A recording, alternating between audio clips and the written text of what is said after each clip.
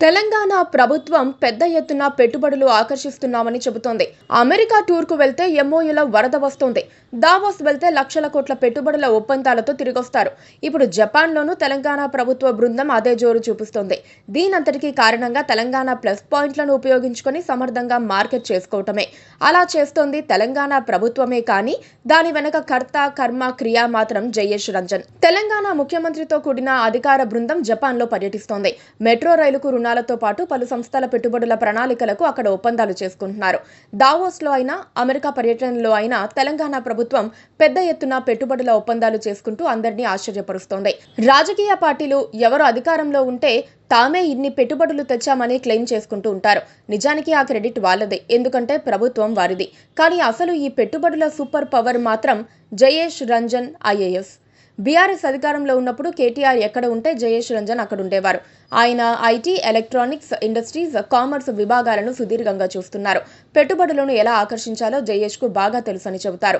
పారిశ్రామిక వర్గాలతో ఉన్న మంచి సంబంధాలు, ఆయన కార్పొరేట్ స్టైల్ వర్కింగ్ పెట్టుబడిదారులను కూడా ఆకట్టుకుంటాయి. అదే సమయంలో పారిశ్రామిక వర్గాలు ఏం కోరుకుంటాయో ఆయనకు బాగా తెలుసు. అందుకే Telangana industrial policy, IT policy, innovation policy, startup friendly పాలసీల రూపకల్పనల్లో ప్రధాన పాత్ర పోషించారు. ఇవన్నీ పెట్టుబడుల ఆకర్షణకు ఉపయోగపడుతున్నాయి. దేశ విదేశీ పెట్టుబడిదారులతో జయేష్ మంచి సంబంధాలు కలిగి ఉంటారు. ఐటీ, ఫార్మా, బయోటెక్, మ్యానుఫ్యాక్చరింగ్ దిగ్గజాలు హైదరాబాద్లో తమ కార్యకలాపాలను విస్తరించడంలో జయేష్ రంజన్ పాత్ర కీలకం. ఇన్వెస్టర్ సమ్మిట్లు, వరల్డ్ ఎకనామిక్ ఫోరం వంటి వేదికలలో తెలంగాణను ప్రమోట్ చేయడంలో జయేష్ది ప్రత్యేక శైలి. హైదరాబాద్కు ఉన్న ప్లస్ పాయింట్లను ఉపయోగించుకుని ఇన్వెస్టర్లను ఆకర్షిస్తారు. ఆయా దేశాల పర్యటనలకు ముఖ్యమంత్రి బృందం బయలుదేరక ముందే అక్కడ ఎంఓయూల ఏర్పాట్లన్నీ పూర్తి చేస్తారు. జయేష్ రంజన్ కు ప్రస్తుతానికి తెలంగాణ సర్కార్లో ప్రత్యామ్నాయం లేదు. అందుకే కేటీఆర్ కు అత్యంత సన్నిహితుడని ముద్రపడినా రేవంత్ ఆయనను కదిలించే ప్రయత్నం చేయలేదు. జయేష్ కూడా ప్రభుత్వం ఎవరిది అన్నది కాకుండా తన బాధ్యత తాను నిర్వహిస్తున్నారు. జయేష్ రంజన్ లేకపోతే తెలంగాణకు ఇన్ని పెట్టుబడులు వస్తాయని ఎవ్వరూ ఊహించలేరు.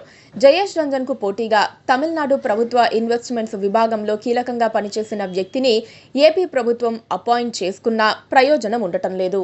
Please subscribe to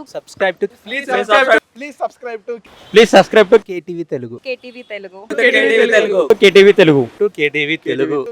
Telugu channel.